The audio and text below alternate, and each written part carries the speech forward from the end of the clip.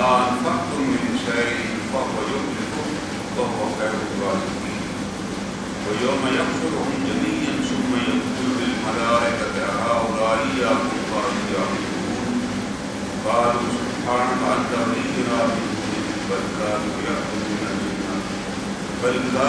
يعبدون الجن أكثرهم منهم مؤمنون فاليوم لا يملك بعضكم لبعض نفعا ولا ضرا ونقول للذين ظلموا ذوقوا عذاب النار التي كنتم بها تكذبون وإذا تتلى عليهم آياتنا بينات قالوا ما هذا إلا رجل يريد أن يصدكم عما كان يعبد آباؤكم وقالوا ما هذا إلا إفك مفترى وقال الذين كفروا للحق لما جاءهم إن هذا إلا سحر مبين صدق اللہ علیہ وسلم۔ یہ سورہ سبا کی آیات کریمہ ہے جو گزشتہ درس میں پہلی آیات گزر گئی ہوتی ہے۔ تو ان آیات کریمہ میں ایک بڑی اہم بات اللہ تعالیٰ بتا رہے ہیں۔ ایک بات تو یاد رکھیے، یہ سارا قرآن پاک اللہ کی طرف سے حکم ہے، اللہ کا حکم ہے، اور ایک مکالمہ ہے جناب نبی اکرم صلی اللہ علیہ وسلم کے ساتھ۔ یا تو آپ سوال کر رہے ہیں اللہ جواب دے رہے ہیں، یا اللہ خود ہی سوال کر رہے ہیں اللہ خود ہی جواب دے رہے ہیں، یا اللہ تعالیٰ اپنے احکامات بتا رہے ہیں اپنے نبی محترم کو، یا اللہ تعالیٰ گزشتہ انبیاء علیہ السلام کے واقعات بتا رہے ہیں۔ یہ 5 چیزیں ہیں قرآن حکیم کے اندر۔ سارے کا سارا کلام اللہ کی طرف سے ہے، لیکن جب اللہ تعالیٰ کسی بات پہ زور دینا چاہتے ہیں، کسی بات کا اعلان فرمانا چاہتے ہیں، تو پھر اللہ کہتے ہیں کل کہہ دیجیے، وگرنہ جو اللہ کے رسول صلی اللہ علیہ وسلم پڑھ رہے ہیں وہ اللہ کے حکم ہی سے پڑھ کے سنا رہے ہیں۔ لیکن آپ دیکھیں قرآن حکیم کی کئی ایسی آیات کریمہ ہیں، کئی ایسی صورتیں ہیں جو کل سے شروع ہوتی ہیں، بڑی اہم صورتیں ہیں۔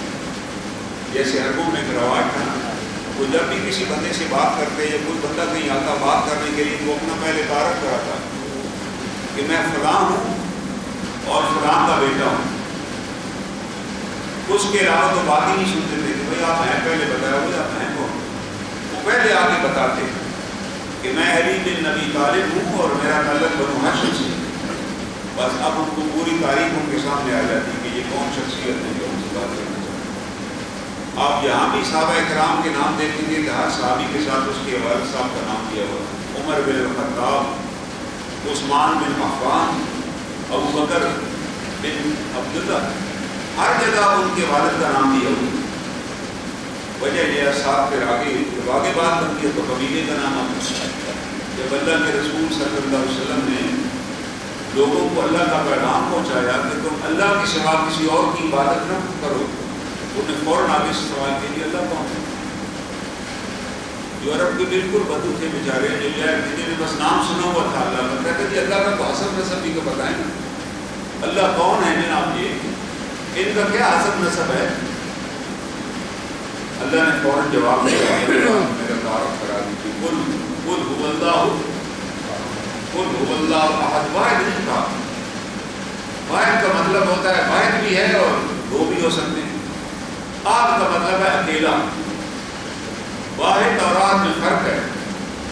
اللہ نے اپنے لیے واحد نہیں استعمال کیا، اللہ نے کہا قل هو اللہ احد، میں ایک اللہ ہوں اکیلا، اللہ الصمد، اور میں بے نیاز ہوں، بالکل میں بے نیاز ہوں، مجھے کسی چیز کی ضرورت ہی نہیں ہے۔ میں چاہوں تو زمین سے پیدا کر دوں، چاہوں تو کسی کو آسمان سے اتار دوں۔ جناب عیسیٰ علیہ السلام کے والد ہی نہیں کہ میں نے ان کو بغیر والد کے پیدا کر دیا۔ اور جب یہودیوں نے اعتراض اٹھایا کہ یہ کیسے ہو سکتا ہے کہ بغیر والد کے کیسے بچہ پیدا ہو سکتا ہے، تو اللہ تعالیٰ نے فوراً قرآن میں جواب دیا کہ ان سے پوچھیے آدم علیہ السلام کو کس نے پیدا کیا تھا جس کے نہ والد کے نہ ماں۔ اب وہ چپ کر گئے، سوچنے لگے کہ یہ تو ہم بھی جانتے ہیں کہ ہم آدم کی اولاد سے ہیں، اور اللہ تعالیٰ بتا رہے ہیں کہ آدم کو ہم نے اپنے ہاتھ سے بنایا، اس کی تسلیس اس کی بیوی بنائی۔ اب وہ لاجواب ہو گئے۔ اللہ نے کہا پھر بتاؤ آدم کا ماں باپ کون تھا جو پہلا فرد دنیا میں آیا؟ اللہ فرما رہے ہیں میرے حکم سے پیدا ہوئے، میں نے حکم دیا، میں نے بنایا، اور پھر میں نے حکم دیا کھڑے ہو جاؤ بولنے لگے۔ تو اللہ تعالیٰ بتا رہے ہیں، پھر ان کو جواب مل گیا کہ اللہ قادر ہے، اللہ چاہیں جس طرح مرضی پیدا کر دے۔ تو انہوں نے فرمایا کہ قل هو اللہ احد اللہ الصمد، اللہ بے نیاز ہے، اللہ کسی وسائل کا محتاج نہیں ہے، اللہ کسی اسباب کا بھی محتاج نہیں ہے۔ وہ دنیا مسبب الاسباب ہے، اس نے اسباب پیدا کی، لیکن اللہ کہتا ہے میرے لیے اسباب نہیں، تمہارے لیے اسباب ہے، میں نے تو بس حکم دینا ویسی ہو جائے۔ لم یلد ولم یولد، نہ اس نے کسی کو جانا نہ اس کو کسی نے پیدا کیا۔ یہ اللہ کا حسب نسب، اللہ نہ کہا یہ میرا حسب نسب ہے بھائی، نہ میری کوئی اولاد ہے نہ میں کسی کی اولاد ہوں۔ ولم یکن لہ کفوا احد، اور میرے جیسا کوئی ہو بھی نہیں سکتا کہ کوئی کہے کہ اب یہ اللہ کی طاقت تھوڑی کم ہو گئی ہے، وہ بیٹا نکالے، اب آسمان سے بارشیں نہیں ہوتی، اب زمین سے فصلیں نہیں پیدا۔ اللہ فرماتے ہیں جب میں کائنات بنائی تھی، حدیث مبارک ہے جس کا مفہوم یہ ہے کہ جب میں نے کائنات بنائی تو اس کائنات کے لیے میں نے زمین سے رزق کے سوتے کھول دیے، رزق کے چشمے جاری کر دیے۔ ابھی تک تو وہ چشمے بھی ختم نہیں ہوئے، ابھی تک تو بازار میں پھلوں کے ڈھیر لگے ہوئے، فصلیں پیدا ہو رہی ہیں، زمین میں چیزیں ہو رہی ہیں اور آ رہی ہیں۔ اللہ فرماتے ہیں تو میرا وہ کوئی ایک حکم جب میں نے کائنات پیدا کی، لوگ بڑا سے تک آج سے 10-20 برس پہلے تک بڑی ریسرچ کر کے ڈراتے رہے کہ دنیا میں آبادی اتنی بڑھ جائے گی کہ خوراک کی قلت پڑ جائے گی، لیکن کہیں بھی قلت نہیں ہے خوراک۔ ہاں اگر کسی جگہ کوئی چیز مل نہیں رہی اور مہنگائی ہے، وہ ہماری اپنی نالائکی کہ ہم ذخیرہ اندوزی کیے بیٹھے ہیں، ہم رزق حرام کمائے بیٹھے ہیں۔ جب حکم تھا کہ 40 دن تک جس نے کھانے پینے کی کوئی چیز روک کے رکھی کہ یار اس کو روک لیتے ہیں، مارکیٹ میں نہیں لائیں گے چاہے ریٹ ذرا بڑھ جائیں، اس کی تو نہ نماز قبول ہے نہ حج قبول، وہ تو صاحب ایمان ہی نہیں ہے، جس امید پہ بیٹھا ہے کہ چیزیں مہنگی ہو جائیں گی۔ بھائی اللہ پہ تمہیں ایمان ہی نہیں ہے، تم کہو کہ چیزیں سستی ہوں اور اللہ ہمیں بھی عطا کرے، اللہ آپ کو بھی عطا کرے۔ ہمیں ایک سائنس نہیں سمجھ آ رہی، ہم چاہتے ہیں جو میں بیچ رہا ہوں وہ مہنگا ہو جائے، اللہ فرماتے ہیں تم بھی تو کچھ خریدو گے نا، وہ بھی پھر مہنگا ہو جائے۔ یہ تو بڑا سسٹم ہے، تم اس سسٹم کو سمجھو۔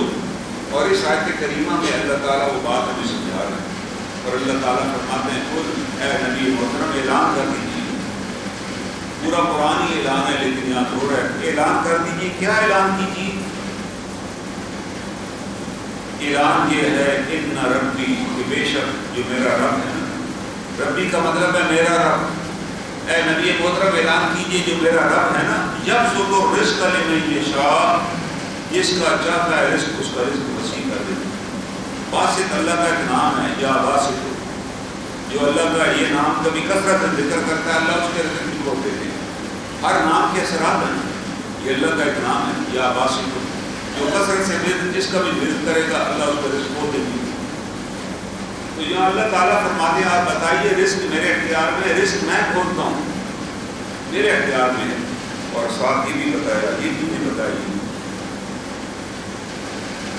من عبادی، اپنے بندوں میں سے، وہ یقدر اللہ، اور جس کا رزق چاہتا ہوں اس کی مقدار مقرر کر دیتا ہوں۔ وافر رزق ہے، مجھے پتہ ہی نہیں ہے میرے پاس بینک میں کتنا پڑا، ابھی بھی نہیں پتا گھر میں کتنے بندوں کی خوراک پڑی ہے۔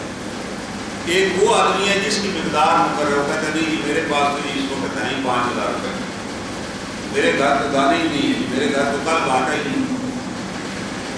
اس کی مقدار مقرر ہوئی ہے، اللہ نے اس کی مقدار مقرر کر دی کہ آپ کا یہ راشن ہے روزانہ کا، آپ کو اتنا ملے گا روز۔ یہ بھی انسان کے لیے بڑی مشقت ہے جس کا رزق طے کر دیا گیا ہو کہ بھائی یہ ہم نے طے کر دیا، اب اللہ اس کا فلسفہ بتا رہے ہیں نا، ہم نے تو بنا دیا رزق، ہم نے کچھ کو وافر دے دیا۔ بہت زیادہ رزق ہو جانا یہ بھی اللہ کی طرف سے ایک امتحان ہے، یاد رکھیے گا۔ یہ خوشی کی بات نہیں ہے کہ اللہ سے دعا مانگے اللہ میں بہت رزق عطا کر، اگر بہت رزق عطا کیا پھر اس رزق کے ساتھ اس کے امتحانات اور مسائل اسی طرح ہوتے ہیں۔ رزق ایک پیکج ہے نا، وہ اکٹھا ملے گا، یہ تو نہیں ہے کہ مجھے 50 پلاٹ مل جائیں، مجھے بڑی جائیداد مل جائے، مجھے بڑا پیسہ مل جائے اور ساتھ ٹینشن نہ ملے، کیونکہ یا تو میں ان کے ساتھ انصاف کروں گا، نہیں انصاف کروں گا تو پھر اس کا حساب دینا پڑے گا۔ اللہ کے رسول صلی اللہ علیہ وسلم نے اپنی اہل بیت کے لیے جو رزق مانگا وہ دعا موجود ہے قرآن حدیث شریف میں، اے اللہ تعالیٰ میری اولاد کو، میری اہل بیت کو بقدر کفایت رزق عطا کرنا۔ بقدر کفایت کا کیا مطلب ہے؟ جتنا ان کو ضرورت ہو اتنا دینا، یہ نہیں کہ بڑا پڑا ہوا حساب لگا بیٹھے، کیونکہ اگر آپ کو بہت زیادہ مل گیا تو پھر شاید آپ اس کا حق ادا نہیں کر سکتے، اور اگر حق ادا نہیں کر سکتے آپ کو پتہ بھی نہیں ہوگا آپ کے پڑوس میں کو رات کو بھوکا سو گیا، آپ کے عزیز و اقارب مستحق ہوں گے، 50 بندے مانگنے والے ہوں گے، آپ کے پاس جب 50,000 تھا آپ سب کی مدد کرتے تھے، جب آپ کے پاس 50 کروڑ ہو گئے تو آپ نے کہا کہ نہیں یار آپ مدد نہیں کرنی، آپ کروڑ کام ہو گیا تو کتنے سے پورا کروں۔ یہ فکر لگ گیا آپ کو، جب آپ فکر لگ گیا آپ نے دروازے بند کر لیے تو آپ کو اللہ کے یہاں مجرم بن گئے۔ پھر قیامت والے دن وہ رزق جو مال ہوگا وہاں مال کی صورت بدل جائے گی، یہاں جو مال ہے وہاں وہ مال نہیں رہے گا، وہ مال جس کو میں نے جمع کر کے رکھا ہے، گن گن کے رکھا ہے، گن گن کے سنبھالا ہے، حدیث کہتی ہے کہ وہ وہاں سانپ کی صورت اختیار کر لے گا، انسان کو لپٹ جائے گا، انسان کو کاٹے گا، وہ پوچھے گا اسے کہ تم کون ہو؟ وہ آگے سے جواب دے گا آنا معلوم کا میں آپ کو معلوم نہیں آتا جو آپ نے نہیں نکالا تھا، تو آپ مجھے اللہ نے میرے پر مسلم کیا میں جو کاٹا تو آپ وہاں نکال دے تو میں تو آپ کے کام آتا تھا۔ صحابہ کرام کو جب یہ بات اللہ کے رسول صلی اللہ علیہ وسلم نے بتا دی تو ان کو سمجھ آ گئی، ان کو یقین کامت ہے اس بات پہ کہ ہوگا اسی طرح۔ تو یہی تو وجہ ہے کہ صحابہ کرام جو تھے ان کے پاس بڑا مال تھا، یہ نہ سمجھے کہ صحابہ بڑے بیچارے غریب تھے ان کے پاس صبح کا تھا شام کا نہیں۔ یہ اسٹیج ان پر آئی، ان پر یہ بھی اسٹیج آئی کہ انہوں نے کئی دن کچھ نہیں کھایا، گھر میں کھانے کو کچھ نہیں تھا، لیکن پھر کسی دنیا میں اللہ نے ان کے حالات بدل دیے۔ جب خیبر فتح ہو گیا تو خیبر کی آدھی پیداوار مدینہ کو بطور خراج ٹیکس دی جاتی تھی، اب ہر صحابی کو اس میں سے سمجھتا ہے۔ بحرین فتح ہو گیا تو ادھر سے بھی مال آنے لگا۔ یمن کا جو علاقہ تھا وہاں سے آپ نے لشکر بھیجا اور وہ تیار ہو گئے کہ ہم 5,000 بہترین لباس ہر سال آپ کو دیا کریں گے۔ میں نے عرض کیا تھا نا پچھلی دفعہ کہ عرب میں تو کپڑا ہی نہیں بنتا تھا، وہ تو کپڑا باہر سے آتا تھا۔ اگر آپ کی آبادی کو یہ پتا ہو کہ 5,000 کپڑے جو پر پہنے جاتے تھے قیمتی وہ آپ کو مفت ملیں گے، جو آپ تقسیم فرمایا کرتے تھے، انہوں نے کہا جی ہم دیں گے، اسلام نہیں لا سکتے لیکن ہم آپ کے واجب گزار ہیں، آپ کو ٹیکس آپ نے کہا اچھا کتنا ٹیکس ہوتا ہے جی 5,000 سالانہ ہم آپ کو لباس بنا کے یہ کریں گے، آپ ہمیں امان دے دیں، ہمیں ہمارے علاقے کی حملہ نہیں کرا، آپ نے کہا ہم آپ کی حفاظت کریں گے، بس 5,000 دے دیے، وہ 5,000 آپ تقسیم کر دیا کرتے ساتھ، کتنی اللہ نے وسعت عطا کر دی، لیکن صحابہ کرام اس وسعت کے باوجود وہ تقسیم کر دیتے تھے، لوگوں کو دے دیتے تھے، زمین دوسروں کو آپ مجھے ایک لباس کا دھوکہ ہے، 2 لباس کی ضرورت نہیں، مجھے یہ آج مہینے کا تو میں کھانا رکھ سکتا ہوں، لیکن یہ نہیں کہ میں ڈھیر لگا کے رکھوں جو میں نے کھانا بھی نہیں، تو جو میں نے کھانا نہیں اور جمع کیے بیٹھا ہوں اور کوئی اور مستحق ہے اس کو نہیں دے رہا، تو آپ نے فرمایا وہ آدمی تو جنت میں بھی داخل نہیں ہو سکتا، کیونکہ اسے پوچھا جائے گا کہ یار تو نے جب کھانا بھی نہیں کھا تو پاس کیوں رکھا ہوا تھا، جبکہ تمہیں پتہ تھا تیرے پڑوس میں لوگ بھوکے مار رہے ہیں، تیری برادری میں لوگ بھوکے مار رہے ہیں، تجھے ان کا خیال ہی نہیں ہے، تو آپ جنت میں کیسے چلے جائیں گے؟ ایسے بیٹھے ہم خواب دیکھ رہے ہیں جنت میں چلے جائیں گے؟ تو اللہ تعالیٰ بتا رہے ہیں کہ میں جس کا چاہتا ہوں رزق کو دیتا ہوں اور جس کا رزق چاہتا ہوں اس کی مقدار مقرر کر دیتا ہوں، یقدر اللہ، اور اسی سے لگا تقدیر بنا کہ میں اس کی تقدیر میں لکھ دیتا ہوں بھائی، تو بڑی مشکل سے زندگی گزارے گا، لیکن اللہ نے اس کو اختیار ہمیں دیا ہے۔ اللہ تعالیٰ نے اس آیت کریمہ میں اللہ بتا رہا ہے کہ ہم نے آپ کو اختیار دے دیا ہے، آپ بھی اپنا رزق وسیع کرنا چاہتے تو وسیع کر لیں، آپ بھی اسی پہ راضی ہو جاؤ کہ اسی طرح مجھے گنا پنا ملے تو کسی پہ راضی ہو جاؤ، تمہیں گنا چنا رزق کی ملے گا ساری زندگی میں اتنا ہی ملے گا کہ کھا پی سکو بس۔ اللہ نے اگلی آیت میں وعدہ کر دیا کہ ہم تمہیں اس کا اختیار ہم ہر بندے کو دے رہے ہیں، اس کو اللہ کی اس بات کا ایمان ہے۔ اللہ تعالیٰ کیا فرماتے ہیں بڑی ہماری یہ مضمون قرآن پاک میں کئی جگہ ہے، اور یہاں کیا ہو رہا ہے وما انفقتم من شیء، جو بھی چیز تم اللہ کی راہ میں خرچ کرو، انفاق کا مطلب ہے مال نکالنا، نفقہ کہتے ہیں سرنگ لگانا، کہ میں نے ایک تالاب ہے پانی سے بھرا ہوا ہے یا پیسوں سے بھرا ہوا ہے، اس کے اندر میں سوراخ نکالتا ہوں کہ اس میں سے یہ پیسہ نکلے گا، میں اس کے اندر ایک ٹنل بناتا ہوں کہ یار یہ پانی سارا نہ جمع رہے، سارا جمع ہو کے زندگی بیٹھ جائے گی، یہ پانی باہر سے آ رہا ہے تو آگے سے نکلتا جائے گا، وہ پانی پاک ہوتا ہے جو نکلنا شروع ہو جائے آگے سے، جو بہتا پانی ہے، یعنی میرے پاس پانی باہر سے آ رہا ہے، کنٹونمنٹ کا پانی آ رہا ہے یا کہیں سے پانی آ رہا ہے، وہ ہم نے اپنی سکیم بنائی گی اور میری ٹینکی اتنی بڑی ہے اس کے اندر جگہ ہے وہ اگر اس کے اندر میں اتنا ذخیرہ کر لیتا ہوں کہ 3 مہینے کا ذخیرہ جمع کر دوں تو سارے پانی میں منہ پڑ جائے گی بھائی. اس کا طریقہ یہ ہے کہ اس پانی اس ٹینکی میں سے آگے اخراج کا بھی پائپ لگا ہو تاکہ باہر سے پانی آتا رہے, ٹینکی ایک لیول پہ بھری رہے اور باقی سرپلس پانی آگے جاتا رہے اور ضرورت نہیں پانی. اگر یہ جاری ہوگا تو یہ جاری پانی ہوگا, یہ پاک پانی رہے گا. ہر وہ پانی جو بہہ رہا ہے نا وہ پاک ہے, یاد رکھیے. بہتا پانی جو جاری پانی وہ پاک ہے, اس کے اندر کو غلط بھی پھینک دے پھر بھی وہ پاک ہے کیونکہ وہ تو بہہ کے چلی جائے گی آگے اور زیادہ پانی آ جائے. اسی طرح مال بھی ہے, اگر مال کو ہم جمع کرنا شروع کر دیں گے اس کے اندر پھر بے شمار غلطیاں پیدا ہو جائیں گی, بے شمار بیماریاں پیدا ہو جائیں گی. جس کا مال ہوگا اس کا دل سخت ہو جائے گا, اس مال کی وجہ سے اس کی بھی کوئی خراب مرتب ہوگی. تو اللہ تعالیٰ فرماتے ہیں نہیں, ہم تمہیں ایک طریقہ بتاتے ہیں. اور طریقہ کیا بتایا ہے؟ وہ طریقہ یہ بتایا وما انفقتم من شیء, جو بھی اپنے مال میں سے حصہ نکالے گا اللہ کی راہ میں خرچ کرے گا فهو يخلفه, ہم اس کو اس کا بدلہ عطا کریں گے, ہم اس کا بدلہ دیں گے اس کو. یعنی یہ اللہ بتا رہے ہیں کہ اگر آپ کے پاس بہت کم ہے تو اللہ کی راہ میں نکالیے, آپ کو اللہ اس کا بدلہ دے دیں گے. اللہ نے اس طرح بدلہ نہیں دینا جیسے ہم اور آپ دیتے ہیں. آپ میرے پہ 100 روپے خرچ کریں گے تو بہت میں 3 ماروں گا تو میں 200 خرچ کر دوں. لیکن اللہ تعالیٰ تو کہتے ہیں کہ ہم تو جب عطا کرتے ہیں بغیر حساب عطا کرتے ہیں. اللہ فرماتے ہیں اگر تم میرے راہ میں خرچ کرو گے تو ہم تمہیں بغیر حساب کے عطا کریں گے, کیونکہ اللہ کی عطا ہمارے جیسی تو ہے نہیں.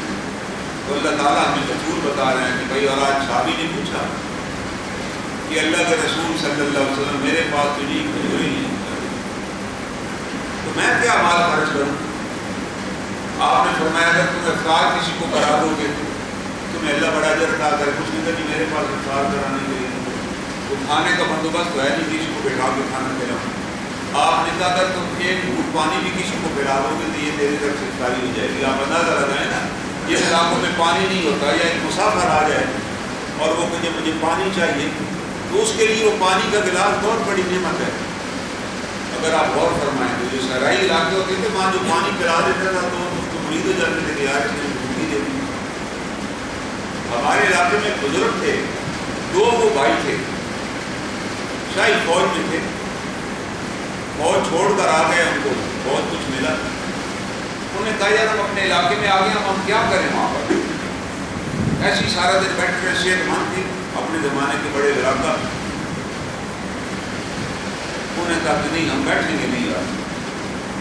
تو جو ہمارا علاقہ ہے نا خوشاب, اس سے آگے وادی سور سکیسر ہے, پہاڑ ہے پورا.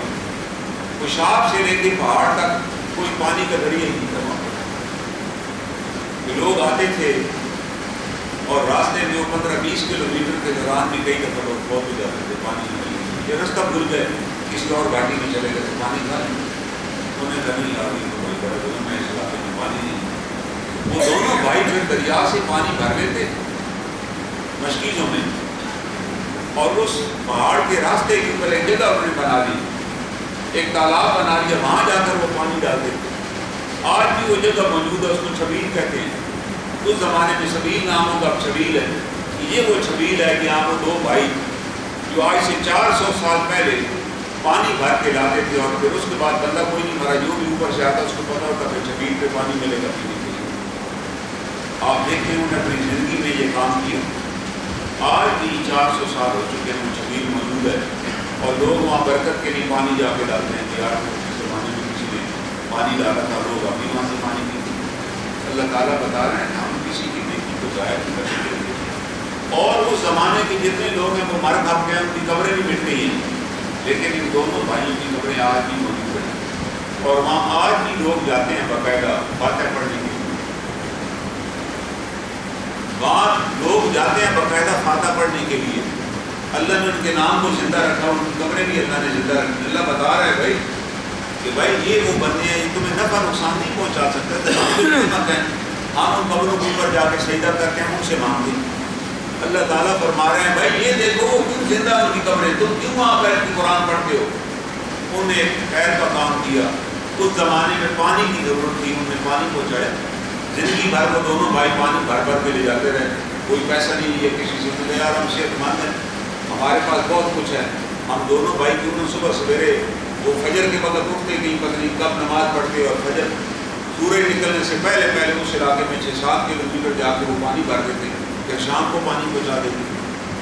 آج 400 برس ہو چکے ہیں اس دنیا سے گئے ہوئے، ان کے مزارات اب بھی موجود ہیں، لوگ جا کے فاتحہ پڑھتے ہیں۔ سب کو بات یہ بتانے والی ہے کہ آپ اللہ بتا رہے ہیں کہ وہ لوگ جو لوگوں کے لیے خیر بانٹتے ہیں، لوگوں کے لیے آسانیاں بانٹتے ہیں، ان کے لیے میں نسلیں پیدا کر دیتا ہوں جو ان کی مغفرت کی دعائیں کرتے ہیں، جو ان کے درجات کی بلندی کی دعائیں کرتے ہیں۔ تو میں وہ تم ان کی قبروں میں سجدے دے رہے ہو، تم ان کی قبروں سے آیتیں مانگ رہے ہو۔ یہ کام تو انہوں نے بھی نہیں کیا، نہ یہ پڑھی پڑھا ہے، یہ تم نے پڑھ لی۔ ہم ہر کام کا غلط ہی نتیجہ نکالتے ہیں۔ اللہ تعالیٰ بتا رہے ہیں کہ خیر کے کام کیے تھے، ہم نے ان کو زندہ رکھا ہوا ہے۔ ان دونوں بھائیوں کے نام کو مٹنے نے ہم نے نہیں دیا، ان کے نام وہاں لکھے کھڑے ہیں۔ لوگ وہاں جا کے رکتے ہیں کہ یار یہ کچھ حبیب تھی، آپ کو پانی پلایا کرتے تھے، واپس سے رکتی ہیں آج بھی۔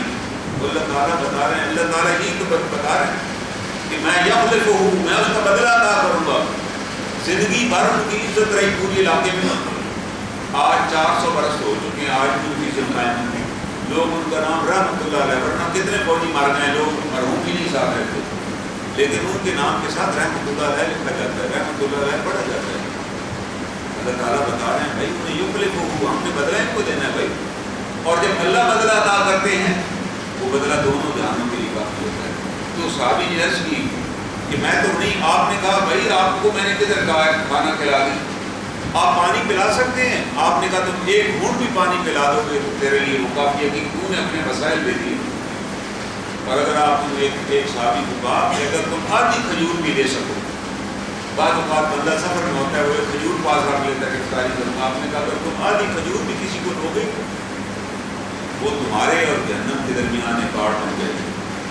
وہ جہنم کی گرمی، جہنم کی آگ تمہارے تک وہ آدھی کھجور نہیں پہنچنے دے گی جو آپ نے اقرار سے دی تھی آپ کے پاس ایک۔ آج آپ خود دیکھ لینا سورج کی کتنی گرمی ہوتی ہے، سورج کی کتنی گرمی، آپ کھڑے نہیں ہو سکتے جون جولائی کے مہینے میں دھوپ میں، لیکن آپ اتنا سا کپڑا لے لیتے ہیں اور لوہے کے اسٹینڈ پہ لگا لیتے ہیں جس کو چھتری کہتے ہیں، آپ کھڑے ہو جاتے ہیں، پھر آپ 1 گھنٹہ کھڑے رہتے ہیں۔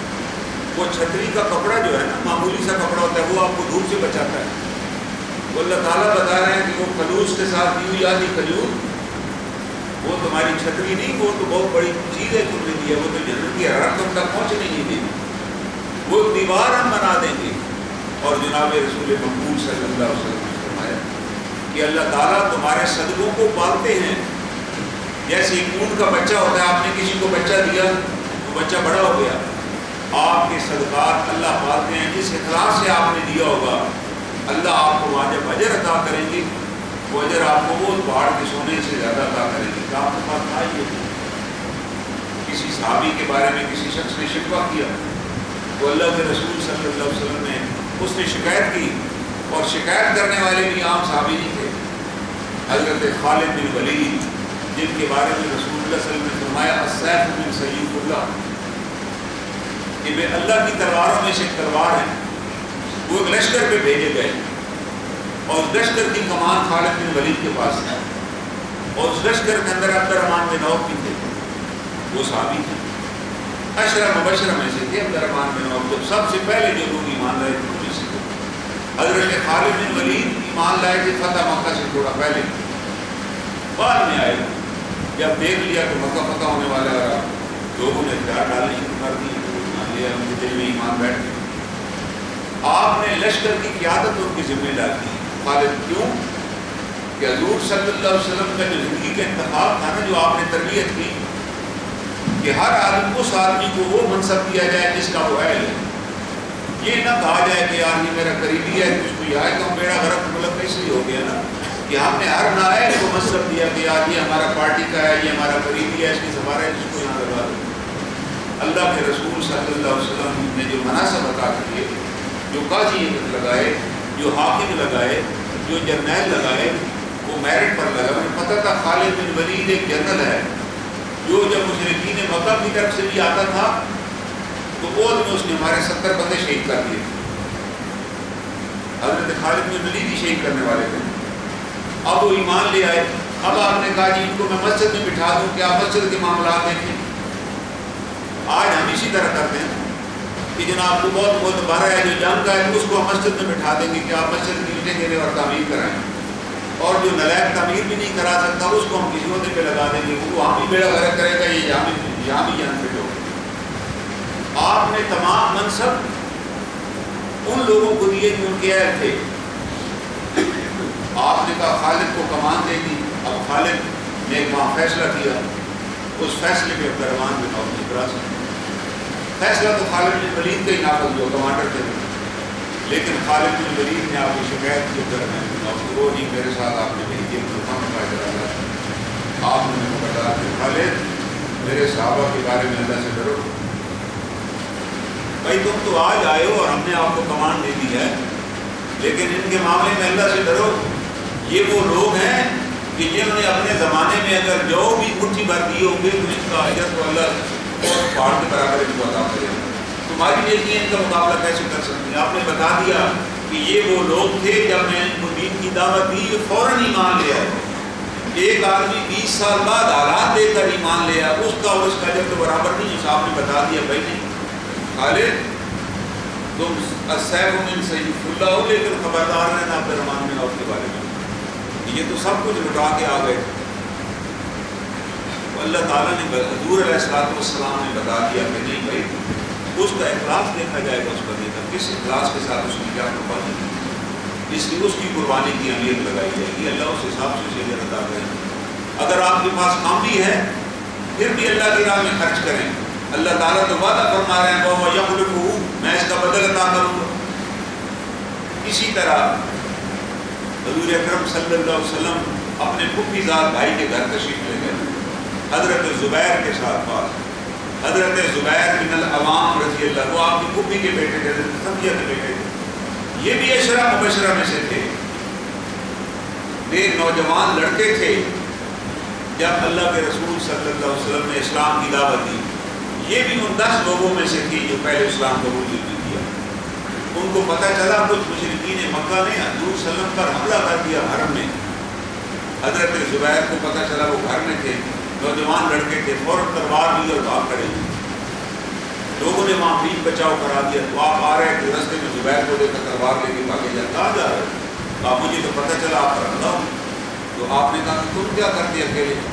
کیا کہ اللہ کے رسول میں ان سے ٹکرا جاتا اور میں ان کے خون سے اپنی تلوار کو تر کرتا، میں دیکھتا کہ آپ کی جب تک میں زندہ ہوتا میں کسی کو آپ کے قریب بھی نہیں آنے دیتا۔ تو اسلام میں حضور صلی اللہ علیہ وسلم کے دفاع کے لیے تلوار اٹھائی گئی سب سے پہلے وہ زبیر بن عوام نے مکہ میں اٹھائی۔ یہ وہ زبیر ہیں، کتنا بڑا ان کا مقام۔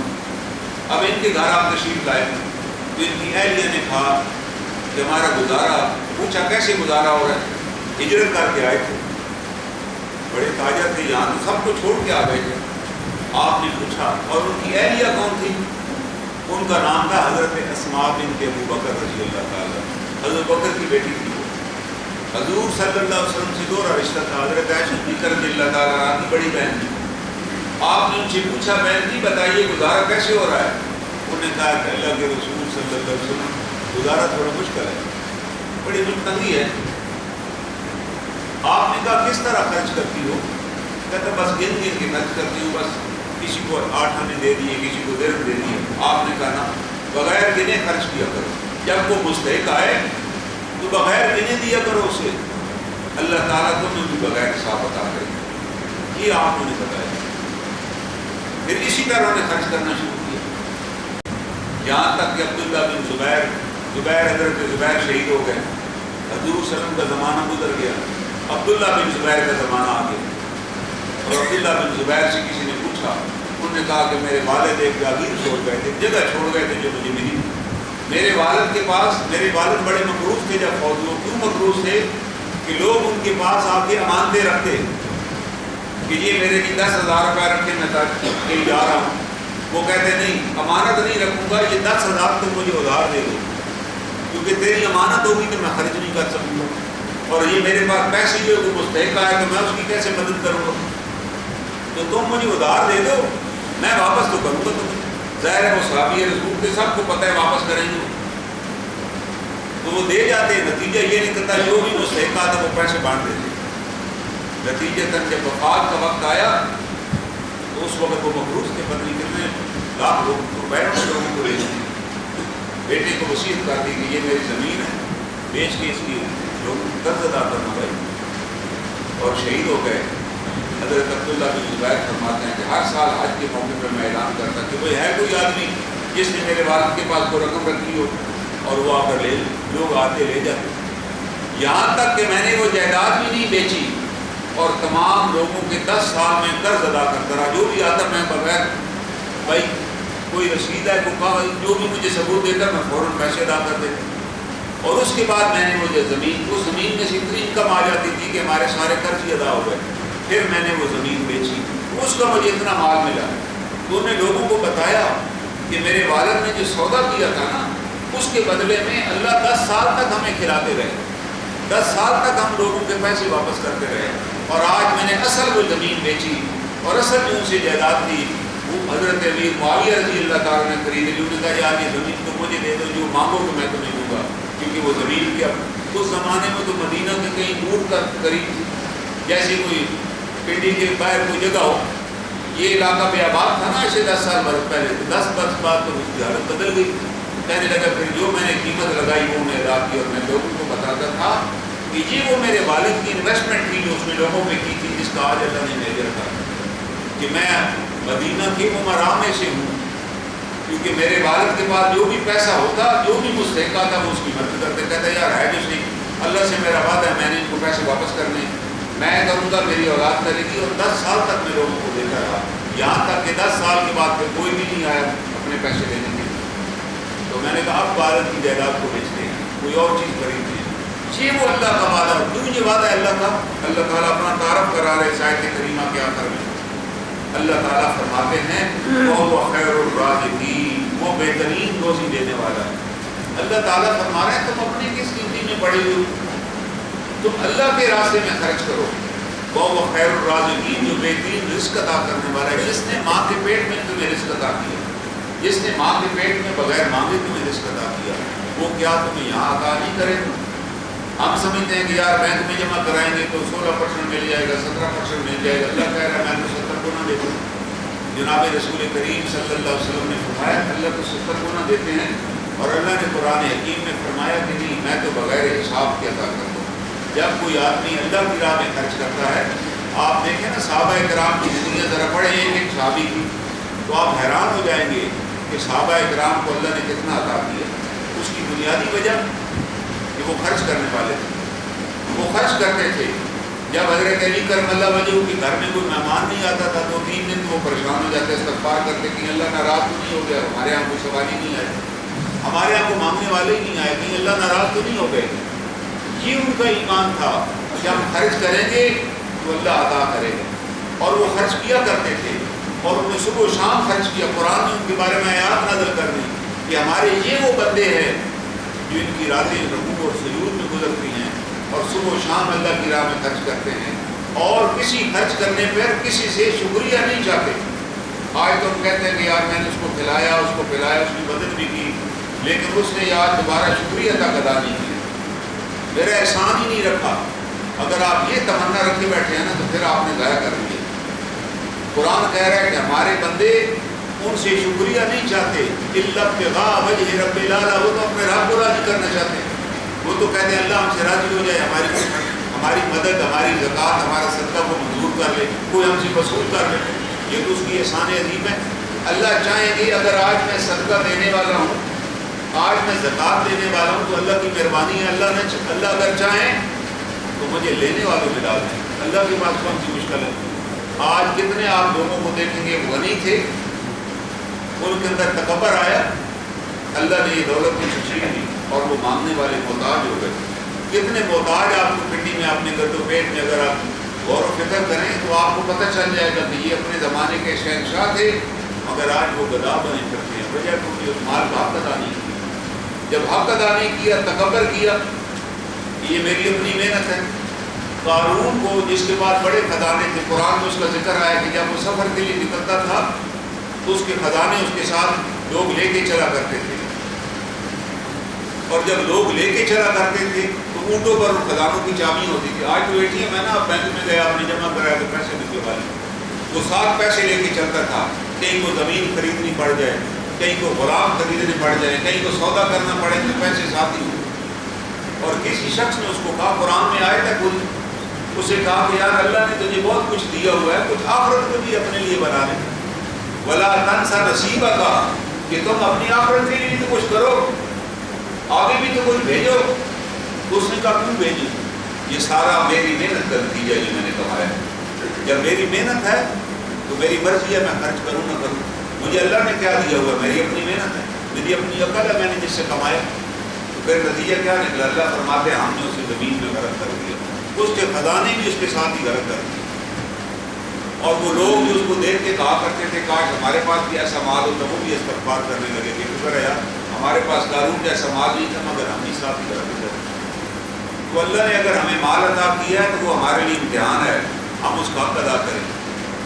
اگر نہیں کیا تو صبر کریں, لیکن جو کام ہے اس میں سے بھی اللہ کی راہ میں خرچ کریں. یہی اللہ کا حکم ہے. اگر ہم یہ کریں گے تو خیر الرازقین سے ہم کبھی توقع رکھیں, ہم اس سے امید رکھیں کہ ہمیں اس کا بہترین اجر عطا کرے گا. اللہ ہی سب سے زیادہ اجر عطا کرنے والے ہیں. اللہ تعالیٰ سے دعا ہے اللہ تعالیٰ ہمیں ان آیات کی معرفت